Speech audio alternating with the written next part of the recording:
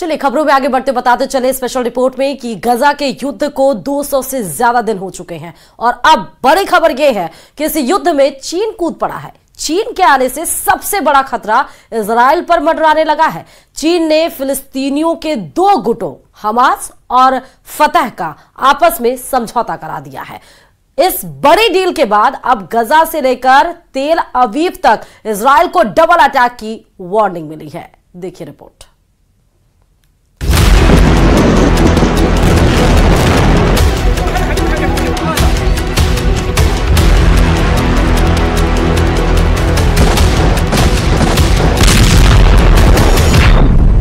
Gaza युद्ध में कूदा चीन, अब फंस गया इजराइल।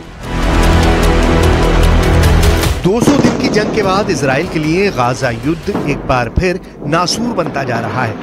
हालात ये हो गए हैं कि अभी तक गाजा पट्टी को पूरी तरह से कब्जे का प्लान पूरा भी नहीं हुआ है और इधर गाजा से सटे रफा में इजरायली सेना ने बहुत बड़ा ऑपरेशन शुरू कर दिया है। पिछले 15 दिनों के अंदर इजरायली सेना ने रफा में 2 जबरदस्त और बेहद खूनी हमले किए हैं, जिससे सबसे ज्यादा फिलिस्तीनी महिलाएं और बच्चे मारे गए हैं।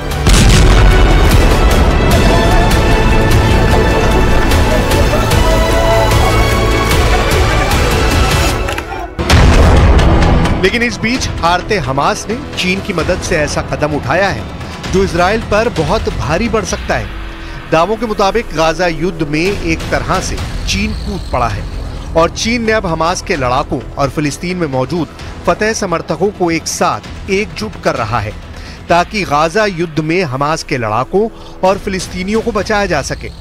हम आपको बता दें कि इजराइल के 2 दुश्मनों की चीन ने दोस्ती करा दी है। हमास और फतह अब मिलकर इजराइल का मुकाबला करेंगे। हमास फतह एक साथ रफा में डबल अटैक। 应中方邀请，巴勒斯坦民族解放运动和伊斯兰抵抗组织代表日前来京磋商，就推进巴内部和解、深入坦诚对话。हम आपको बता दें कि फिलिस्तीन में 2 गुट हैं जो फिलिस्तीनियों के हक के लिए जंग कर रहे हैं। ये हैं फिलिस्तीनी समूह फतह और हमास। फिलिस्तीनी समूह फतह और हमास लगभग 2 दशक से एक दूसरे के कट्टर दुश्मन रहे हैं, लेकिन अब चीन ने इजराइल के खिलाफ फिलिस्तीनी समूह फतह और हमास को एक साथ ला दिया है। दोनों को इजराइल के खिलाफ एकजुट कर दिया है। चीनी विदेश मंत्रालय के प्रवक्ता लिन जियान का दावा है कि फिलिस्तीनियों की खातिर फतह और हमास ने दुश्मनी भुलाकर एक दूसरे से हाथ मिला लिया है ताकि इजराइल के हमलों का मुकाबला गाजा और रफा में किया जा सके।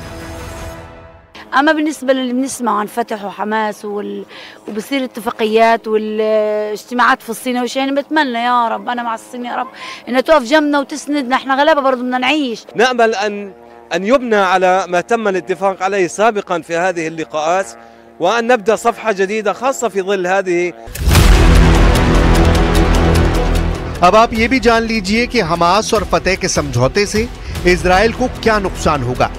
पश्चिमी मीडिया के मुताबिक और कुछ गाजा युद्ध के जानकारों के मुताबिक अभी तक इजराइल की खुफिया एजेंसी मोसाद और शिन बेत गाजा में इसलिए कामयाब हो रही हैं क्योंकि हमास लड़ाकों की मुखबरी में फिलिस्तीनी गुट फतह समर्थकों का जबरदस्त हाथ था जो हमास के टॉप कमांडर्स की मुखबरी कर रहे थे।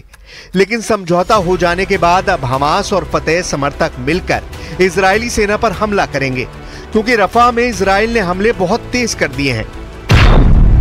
जरा इस एनिमेशन से समझिए क्यों रफा में इजरायली ऑपरेशन को खूनी युद्ध कहा जा रहा है। गाजा पट्टी के दक्षिणी शहर रफा में इजराइल बड़ा ऑपरेशन करने जा रहा है जिसकी वजह से 23 लाख की आबादी वाले इस इलाके में भयानक खून खराबा होगा। यहाँ हमास के लड़ाकों से ज्यादा आम इंसान मारे जाएंगे। 15 दिन के अंदर इजराइल की आईडीएफ ने रफा में भीषण हमले किए हैं जिसमें लगभग 50 के करीब फिलिस्तीनी मारे गए हैं। अब रफा में दुनिया वो खूनी मंजर देखने जा रही है जिसकी कल्पना करना भी मुश्किल है। चीन बेशक हमास और फतह के बीच समझौता करा चुका हो, लेकिन जमीन पर चल रही जंग में इजराइल को हराना जरा भी आसान नहीं है। गाजा पट्टी में 35,000 से ज्यादा फिलिस्तीनी मारे जा चुके हैं। हमास के लड़ाके अभी भी इजरायली सेना पर गाजा पट्टी और रफा इलाके से हमले करने में जुटे हैं। सुरंगों का नेटवर्क अभी भी मौजूद है जहां से हमास के लड़ाके हमले कर रहे हैं। अब सवाल उठता है कि 200 दिन की जंग के बाद भी हमास अभी तक इजराइल के सामने घुटने क्यों नहीं टेक रहा है।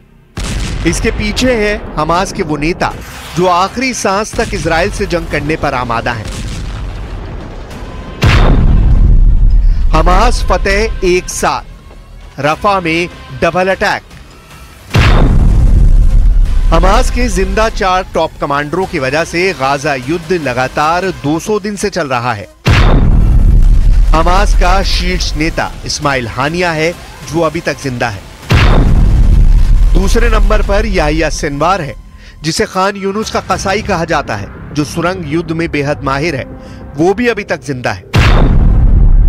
तीसरे नंबर पर मोहम्मद दईफ है जो हमास आंदोलन की सैन्य शाखा इस अल दीन अल कासम ब्रिगेड का चीफ है और अभी तक जिंदा है। और चौथा है हमास का नेता खालिद मिशाल जो हमास की विदेश में राजनीतिक ब्यूरो का प्रमुख है, जो जिंदा है। अब देखना होगा रफा पर इजराइल के बड़े हमले से पहले हमास और फतेह गुट के लड़ाके इजरायली कोहराम को रोक पाते हैं या नहीं।